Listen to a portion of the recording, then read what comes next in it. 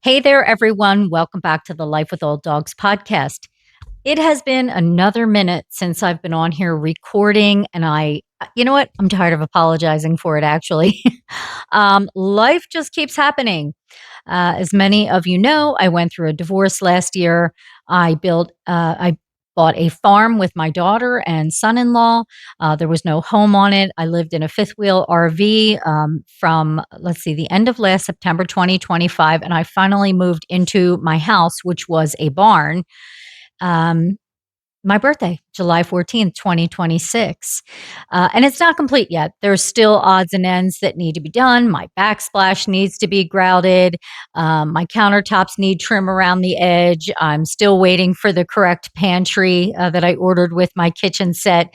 Doors need to be stained, et cetera, et cetera. There's always stuff to do. And that's just the inside. I'm still working on my outside wraparound porch. Just a ton of stuff. And in the meantime, I'm still running Woody's Place. So I have three official female German Shepherds here that are residents, my own personal German Shepherd, Sasha, nine sanctuary cats. People, kind of forget about the cats, but they're here as well. Some are FIV positive, some just never got adopted, and it's all good. Then I also have my own farm animals, as many of you know from the videos. I have goats, chickens, and ducks, and they're all in the big barn right outside my back door to my house. So lots and lots of stuff going on. I don't know why my cheek is red right here, but it is. Um, Lots of stuff going on. There's never a dull moment here. The Shepherd Shop has been on the back burner for quite some time. I'm still running Life with Old Dogs Media, so lots of stuff going on there. I also started a Substack for my own personal, well, just for me, really, and that is called Life Between Dog Walks. Um, and there I talk about childhood trauma and abandonment that I personally experienced growing up and how that affected my relationships moving forward with other people and myself. As many of you know, I have been a trauma and grief informed counselor. So I decided I'm going to start sharing my own experiences, what it's like also starting over at 50. And finally creating the life that I want, and how all the animals come into play there and how they have helped shape my life. So if you want to check that out, I'll be sure to include the link in the show notes there. But keep in mind that's personal. That's just for me, Life Between Dog Walks. So if you think you're going there to hear about dogs all the time, you're not. You're going there to hear about me more personally, on a personal level. So all right, so what has been happening here? The build for the Woody's Place building, that's going to start here at the end of September. I'm going to push real hard this last month to continue to raise funds. I'm still going to be raising funds for it even after it gets started, because quite frankly, I don't have enough money to really complete it and include all the fine details that I want. But I have raised enough money to get the building going. Excuse me. Get it all closed in, have walls, windows, all that stuff. So I'm really, really looking forward to that. I am not looking forward to another construction zone. I still have a construction zone out front here of my door, and I've been living in a construction zone for, just about a year now, and I'm really over that in a big way. But this is going to be worth it. Something I'm really looking forward to, something I've never had for Woody's Place, its own designated space and its own door into the building. This way, people, volunteers, board members, and whatnot, they don't have to come into my own house, which, you know, uh, I'll tell you what, I got tired of that. I got tired of that real fast, because I'm like everyone else. I need space. I need time to unwind. And I never really get to unwind because I'm constantly inundated with animals. So the last thing I need is people walking in and out of my house when I get a minute to myself. So I am very, very excited for Woody's Place to have its own entrance. And this way, volunteers can be in the Woody's Place building. I don't have to be there, underfoot all the time. I can actually leave for a little bit and do whatever it is that I need to do. So I'm very, very excited about that. I'm in the process of looking for a framer right now. So if anyone knows anybody, let me know, please, because I haven't nailed down a framer yet. All right, so that's the Woody's Place building. Oh, I'm sorry. I'm hoping to have the gist of it completed by the end of this year. Again, the fine details might not be there, but most of it will be there by the end of this year, and I'm looking forward to being able to help more senior German Shepherds in need of a place to call home. I'm looking forward to more storage for the Woody's Place stuff. As many of you know, or maybe you don't know, the house that I lived at before moving here was a very, very large house, and it had an abundance of closets. I've never lived in a place that had so many closets, and every single closet space was Woody's Place stuff. Like, I had like this much room for my own personal stuff in my own house. I don't want to do that again. I need a separation at this point. I've been doing Woody's Place unofficially since 2009, officially since 2011. And I am at the point now where I need a little bit of separation. Woody's Place stuff can stay in the Woody's Place building. And yeah, and I can have my closets back. I don't have many here. I literally have 2 closets here in my new house. And that was intentional, because I don't need a whole lot of space. So my place now is less than 1,000 square feet. It's 936 square feet, but it's got 12-foot ceiling, so yay, it makes it feel bigger. Okay, so that's Woody's Place. I am going to be hosting Canines in the Country again in 2027. It's going to be at the tail end of 2027. It's going to be late spring. I'm sorry, listen to me. Late September, possibly the 3rd week of September, and it's going to be right here at the farm. Not renting any place out. It's going to be right here at the farm. 17 acres, we can do it, no problem. And I am so excited. So I'm going to be start knocking on people's doors for volunteers here very shortly, and vendors. So if you want to be a volunteer, you want to be a vendor here for Canines in the Country, again, I'm looking at the 3rd week of September 2027. Let me know. Okay, send me a direct message. You can email me, wpsgss@gmail.com. Let me know, and we'll get you set up, because there's a lot of planning and a lot of prepping that takes place before Canines in the Country. It's not, you volunteer and you just show up that day. This is like months of preparation before we actually get to that day. So I am really looking forward to it, because I started Canines in the Country, oh gosh, I want to say like 8 years ago now, 7, 8 years ago now. And there always seemed to be something every year. And I'm not looking for perfection, but there was an issue with the host that was allowing us to have it at their farm. It was always like, it always had to be, smack dab in the middle of summer when it was blistering hot and people were literally dropping from heat exhaustion, or the weather didn't cooperate. And then, unfortunately, I put it on the back burner after, having issues getting it going and the weather cooperating. And and then, unfortunately, I had an event coordinator. I hired an event coordinator to come on because our original event coordinator, she was having a hard time keeping up with things. So I hired someone. I went through this process of finding an event coordinator, hiring someone that I thought was absolutely perfect. And basically what she did was she came on board. She learned how we did things. She went and she started her own organization, and she literally stole all of our events, including Canines in the Country, went to the place I was hosting it, the week I was hosting it, and called it something different, and literally walked around and took all the vendors. Ouch. that really hurt. And I was at that point, I was just having a lot of trouble in my marriage, and I just thought, you know what, I can't do this anymore. I just don't want to do this anymore. I just felt really, really taken advantage of over that, and it really hurt the bottom line for Woody's Place. So I just pulled back, took some time for myself, figured out where I was going with my life and what I needed to do for myself, and still run the sanctuary. And I just pared way back. So that's where I've kind of been at. And now I finally feel like, okay, I'm not in the fifth wheel RV in the middle of the worst winter of Northeastern PA since 2018 with 4 dogs and a bunch of cats. I'm finally in my house. It's like 98% completed.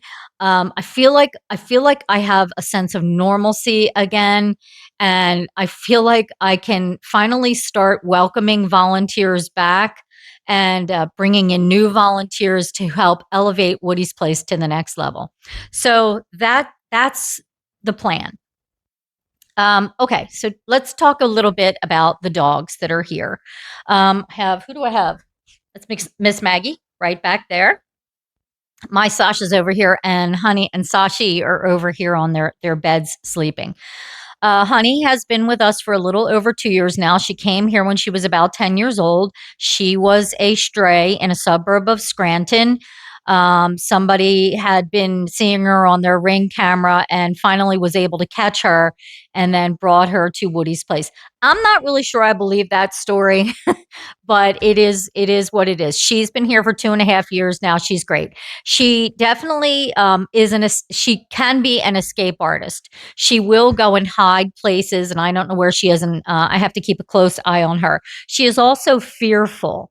So it's not like I can go out, screaming my head off, honey, honey, where are you? Like, I have to be delicate about it. Or if I panic, it actually, she retracts more. So Honey is a love, and she's fantastic and she's great. Um, that's a little bit, challenging with her. I really have to keep an eye on Honey.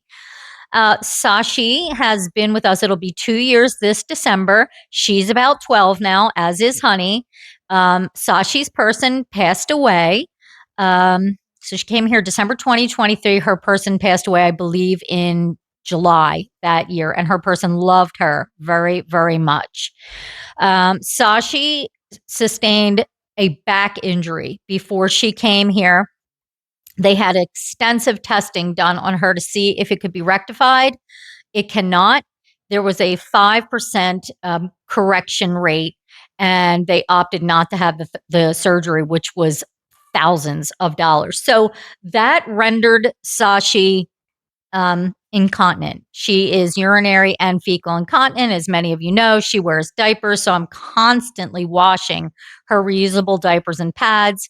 At night, I have a disposable diaper and a reusable diaper on top, because she'll soak through. I have pads everywhere, reusable dog pads everywhere, because of her. Because she'll, it happens. She's such a great girl, though. Back end gets cleaned regularly throughout the day. She stands perfectly still. I shave her back end, not like to the skin, but short, because it's, I don't want her to I don't want to shave it bald because I don't want her to get urine scald. But the urine does stick to the hair, even though I clean her and dry her regularly with a professional grooming tool.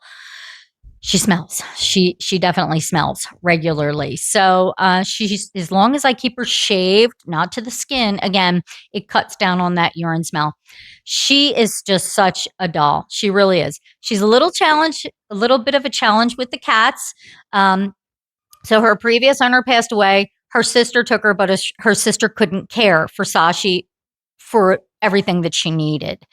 So the sister thought that Sashi was good with cats. She's okay with cats. Sashi definitely will go after a cat here at the sanctuary, so I have to keep a close eye on that. But the cats know now to avoid her, especially since we were in that RV together, all of us in close quarters. The cats know her and they know to avoid her. So that works out pretty well. Now, Maggie's been here less than 2 months. Maggie was also a stray down in Philadelphia. She was found in Magnolia Cemetery in Philadelphia. No one came forward to claim her. She was extremely fearful when she got here. And I can see how she was a stray because she will run away on a dime and she doesn't listen. She's getting better at recall. So when she came here, this shelter that she came from named her Magnolia. I call her Maggie, and she didn't know who Maggie was. Like, if she was kind of trying to take off and I'm yelling Maggie, she doesn't know. She's like, who the hell's Maggie? I don't know. Maggie means nothing to me. So I kept her on a leash.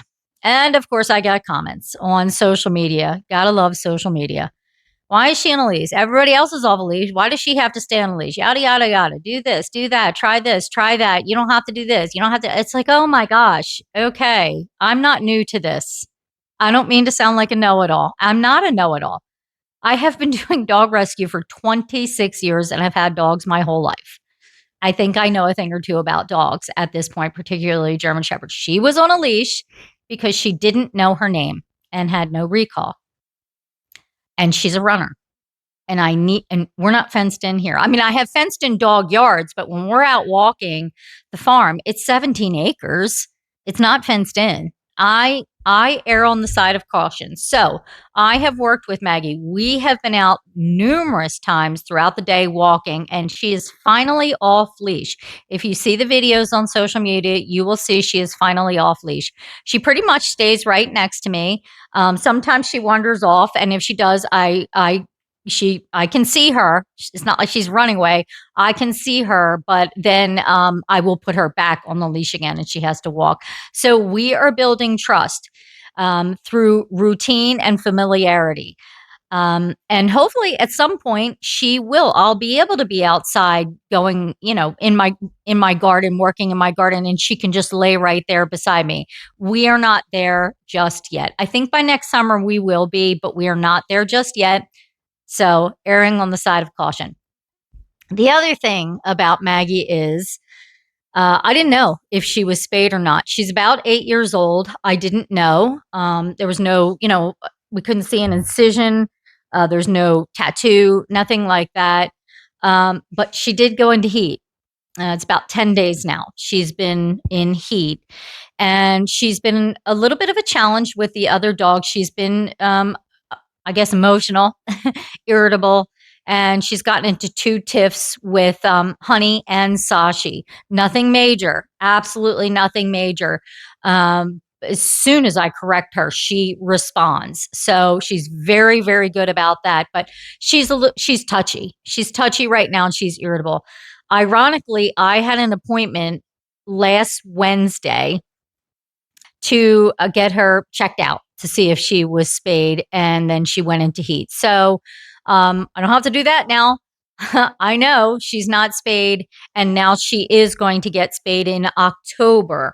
So I believe it's right around the 10th of October. I have to wait 8 weeks now because she will remain, swollen inside. It's easier to bleed during surgery if they, have just recently gone through heat. So I need to wait for everything to calm down in her reproductive system in order to get her spayed. So that'll be right around 8 weeks from when she went into heat, started to go into heat, and that'll be right around October. So I'm looking forward to that. Other than that, she's a good girl. She loves riding in the Woody's Place van. It took her a minute. She was not sure about getting in that van. She didn't know where we were going. She didn't know what we were doing. And then when she started to recognize the other residents getting very excited and running toward the van and jumping in, she recognized it then as a good thing. So she absolutely loves driving around Wayne County here, Wayne County, Pennsylvania, on the country roads with the windows down, breathing in the fresh air, listening to music. And we do that daily, just about. So she now recognizes that that's a good thing. Her diet is very good. Her weight is very good. It took her a minute to get used to the food that I cook. I predominantly since I've left my other place, have been doing high quality kibble with home cooked on top, or like a dehydrated food on top, such as dogma. Dogma is a good one. I like that. And it took her a minute to get adjusted to the food that we use here. And now she's great. Her poops are great. Everything looks great. Her coat looks great. She's doing very, very well. So yeah, that's it with the residents. As far as the cats go, again, there's 9 cats here. Um, Several are FIV positive. Uh, they have found their way here through different means, and that's all good too. I built a catio over the weekend, 2 catios actually, and put them together, and then they can go in and out one of the windows here and go right out to their catio, and they're loving it. They're absolutely loving it, and I'm happy for them because they need mental stimulation as well. They're inside because we have coyote here and things that can literally eat them. So I don't want them just out running around. Once the Woody's Place building is complete, I plan on having something for the cats out there as well, elevated. So it's not on the ground, but elevated like a platform kind of up on the second story so they can, get outside time there and more enrichment as well. So, yeah, Woody's Place Senior German Shepherd Sanctuary has expanded to include rescue cats as well. FIV, primarily FIV cats as well, or cats that just haven't gotten adopted. So, anyway, all right. I feel like this has gone on long enough. I just wanted to check in, let you know what's going on here. Things are certainly settling down in my world. I plan on doing more podcasts soon and hopefully getting the Shepherd Shop back up and running as soon as next year. The reason I say that is because it's going to be the Shepherd Shop in my office. Um, I have another building out here, and while the construction was going on here in my house, the electric was cut to that building, and I'm still trying to get that straightened out. There was electric, there hasn't been for months now, and I'm still trying to get that straightened out so that building can be complete as well. But Woody's Place building is first. That's on the agenda first. So, all right, folks. It was great checking in with you. Until next time, be well and give your pup a kiss for me.